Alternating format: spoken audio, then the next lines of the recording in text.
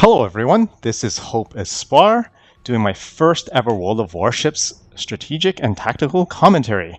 This game is going to feature the Kronshtadt, as I know many of you are still on the fence about whether to get this ship or not with free XP before it goes off the market, or choosing between this and the Musashi. So I'll make a few comments about the Kronshtadt as well as talking a little bit about strategy and tactics as we go along. Okay, so first of all, we have a game with 2 destroyers on each side. They are absolutely key to winning the game. Keeping your destroyers alive, at least until the enemy ones are dead, is so important to increasing your chances of winning.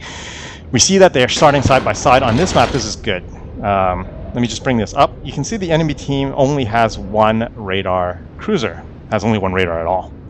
And it's a tier 9 game, which actually makes B cap not too bad here. In a game with a lot of radar, I don't like going for B too early, because you can't see the radar cruisers coming in a lot of times. You know, like they'll sneak in behind those islands and boom, they'll pop the radar and they can catch destroyers off guard. In this particular game, I don't mind it so much.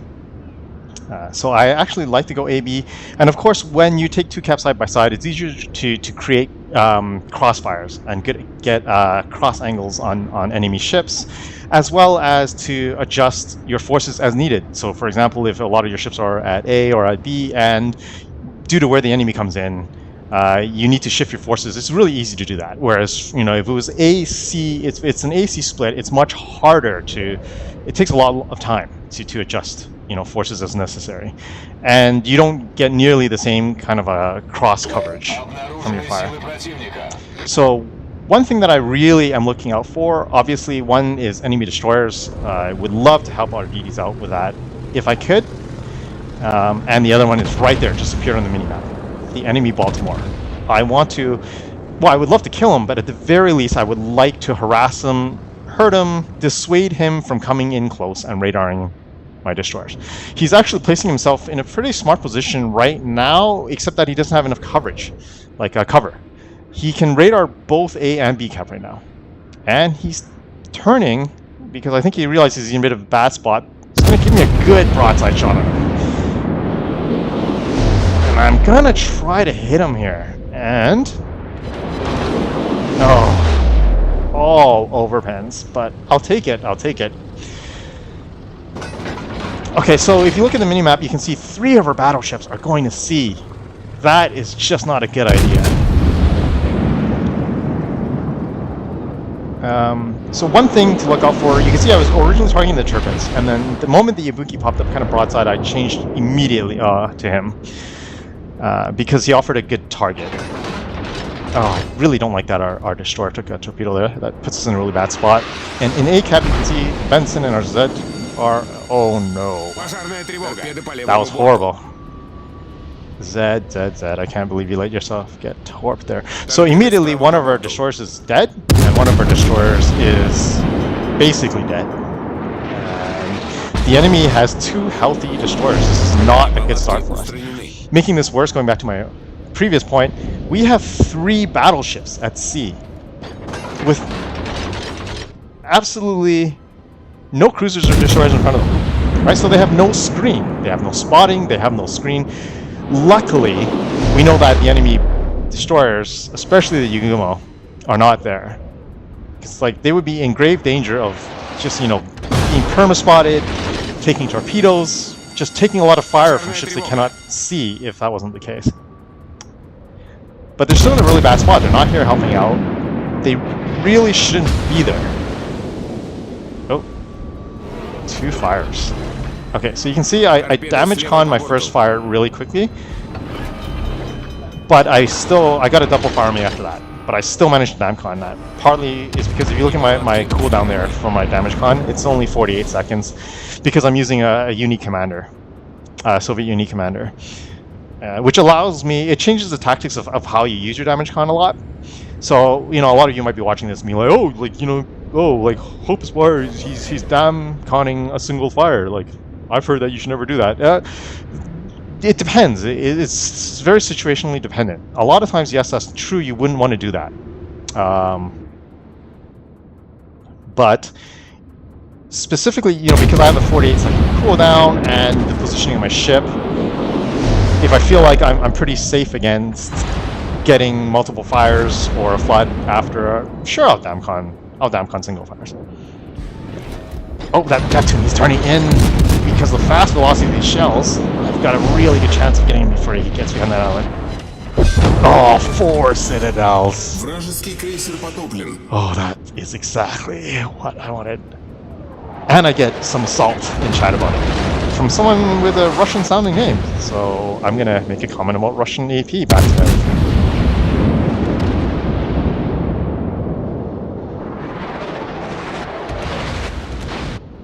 Okay, so right now, it's interesting. Our Yugumo's being... He's still playing very forward with that little health. I would prefer he not do that. It's much more important to have him stay alive than to try to get maximum damage or whatever right now. Having a destroyer alive is way better than not having him at all for multitude of reasons. You know, like obviously the spotting is extremely important. To be able to see, you know, where your threats are, where your targets are, not just having shells randomly coming out of the air at you. And the threat of torpedoes, you know, like if the enemy team knows there's a Yugumo alive on our side, they're going to be much more cautious in the way that they navigate. They're not going to have the same freedom of navigation. If they manage to kill our Yugumo, they're going to feel much safer. And that will allow them to drive much more freely. Oh, this shot looks pretty good. We've got a sideways Balti. Let's see if we can make him pay. That looks really good. Almost wish he had more health there so I could have done more. I think that would have been a pretty good volley. More Russian AP balance, comrade. Okay, I don't like where our Bismarck is. I know he's trying to hunt that Benson, but he's kind of just sitting there. And the problem is that he's allowing the Benson to hide behind islands and ambush him, which is exactly what it looks like is happening. I'm expecting to see torps from that Benson any moment now. There they are. Our Bismarck is in big trouble. I don't know what he was doing there. That's not good. That gives the enemy quite the ship advantage now. They have 4 battleships left. We have 2. They have a destroyer, and like I was warning about earlier, we lost our last destroyer. So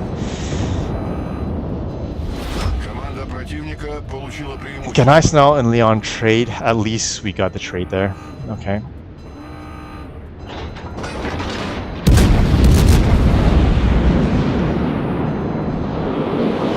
Ooh, a little too much lead there. I'm going to immediately damcon this fire. As you can see, I'm sailing behind this island. I know I'm not going to get it. I'm not going to get a fire or a flood. I'm planning to turn around anyways, so I know I'm not going to get torp by the Benson. I'm not going straight up there. It would make no sense for me to sail out to 1 right now, right? Like right now, we're down ships, we're down scores, and we're down caps. I have to focus on taking A and protecting B. And on top of that, if you look at the position of our cruisers, we're down ships already, and we have to work on a cap pretty desperately. Our 3 cruisers are here at A. I have to try to keep them alive. Especially Amioko, Mogami, Edinburgh. They're pretty squishy ships, and they have an Ashitaka and a line there. Easily kill our cruisers. If that happens, it's basically game over. I have to get in here as quickly as possible and try to harass those ships. You know, the Ashitaka and the Lion, harass them, throw their aim off a bit so they're not so easily focusing on our cruisers, hopefully get them to shoot at me so I can tank some damage, especially since I have so much health left and 3 heals, right? So I would like to make sure they do not kill our cruisers. I need those cruisers. Our Alsace needs those cruisers. Our Alsace needs to get his ass out here, not go backwards, and we need to push in there and kill these battleships and keep our cruisers alive while we do it. Nice sideways Ashitaka, come on. Okay, now if you look at this dispersion, this is one example. It's not that great. We still get decent hits. There's an example later on. where you can just watch volleys and look at the dispersion. If you've been looking at it already, you can see it's inconsistent. You get really good volleys and you get really crappy volleys. Okay, so I just want to comment that I knew that the enemy Benson was somewhere around here for a while now. I've known that. But I haven't tried to radar him until now, because the enemy battleships have presented good targets. And I'm going to try to kill him off here. I have a really important idea. And yes, you got him. Okay, so going back to what I was saying, we had good opportunities to weaken these two battleships. And they were pretty well positioned for us to do some damage to them. And I wanted to focus on that. For as long as they were such good targets. Based on the position of the rest of our ships and the Edinburgh, who I was hoping was running Hydral, I wasn't fearing torpedoes too much. And because I was driving, bow in to where I kind of thought he was, I thought I would have a pretty good chance of dodging torpedoes even if they came. And I really wanted to hurt or kill these battleships off as quickly as possible. Yes, and there goes down one of them. Okay, look, in B, we've got a sideways Ibuki, obviously changed to AP immediately. See if I can punish him. I think that's a very well-aimed shot. And only one penetration. You have to expect a lot of volleys like this in this ship. It's just going to happen. And there, look at the dispersion on that. Not very good at all. Okay, so I had two options there. Just now, I could have driven straight across from A to B, which would have been much faster, and tried to kill the Ibuki who was broadside. But instead I choose this longer route here, where I'm going to miss out on some offense for two reasons. It's very important. One is that Ibuki obviously has really good torpedoes. Come on, die, Ibuki. Oh, 6 overpens. Okay, so as I was saying, I did not sail straight across from A to B for two reasons. One is obviously Ibuki torpedoes are very powerful, and there's a pretty good chance that he would have launched torpedoes at me. I did not want to take those torpedoes. The other one is the Ashitaka. The Ashitaka presented a major threat if I sailed from A to B, because I would have been broadside to him, and he could have, on a good volley, he could have deleted me. Okay, so here, Leon, with how much health he has, I want to chip him down a bit, because I know that our Mogami and Alsace are heading out. Oh, that really hurt. Okay, so our Alsace and Mogami are heading to engage them. I want to hurt the Leon with as much health as he has, as much as possible, to make it easier. And just a second ago was a prime example of exactly what I was warning about. I took two pretty big volleys. The second one was HE, which was a smaller volley from the Leon. The first volley was a pretty large AP volley on me from the Ashitaka. Now, if you look at the map, look at how much further he is now than he was before. And also, I was I was maneuvering a little left and right. We had the Alsace and the Mogami were much closer targets, but he chose me anyways from that range, and he still did so much damage to me. Now imagine earlier if I decided to drive directly from A to B, I would have given him a much better shot on me. And that was just much too dangerous. Even though I had a really good offensive opportunity in the Ibuki, it was much more important for me to preserve my health. It's just much, like the risk versus the reward, it's just not worth it at all there with the possible torpedoes from the Ibuki and the broadside to the Ashitaka. Okay, once again, you see this Leon is very well angled towards the remainder of my ships, but he's pretty broadside to me, so I'm going to try to chip him down before the rest of my team deals with him, because they still have to deal with the Ashitaka. I'm pretty confident I can deal with the York. The York hits me a few times, that's okay. I think I'm okay with that. Yeah, if I can help my team out with the Leon, with a fight against the Leon and the Ashitaka, I would like to do that. Especially given the angle that I have. Come on, please give me a good volley. It looks pretty good. Yeah, not bad, not bad. I'll definitely take that. Okay, so I think my team should be okay there now. Now, to focus on the York. And if you watch the volleys here on the York, you'll see exactly what I'm talking about. Now, the York is tier 7. I should be able to overmatch his armor. Basically, from any angle. And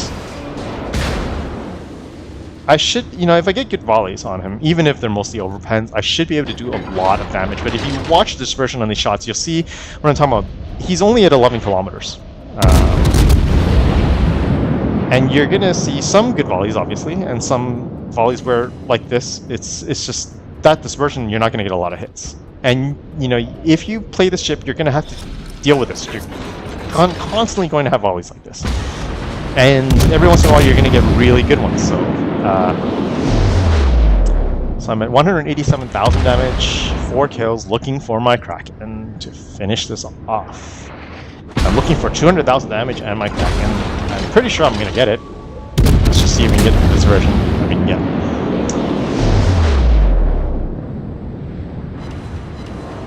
Yeah, there's that dispersion again. Okay, so near the end of my commentary, you'll see I haven't added up. I do end up with over 200,000 damage and a Kraken. Very nice.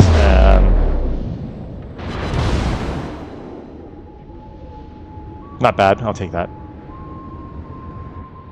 So hopefully I'll be making more of these videos. I might do, I don't know, we'll see, North Carolina one next. Because it's recently been buffed. It used to be my favorite ship. Ooh, all misses. Or I'll see. If there's any requests, if there's any questions, just please let me know. You can find me in game. Thanks for watching. This is Hopespoir.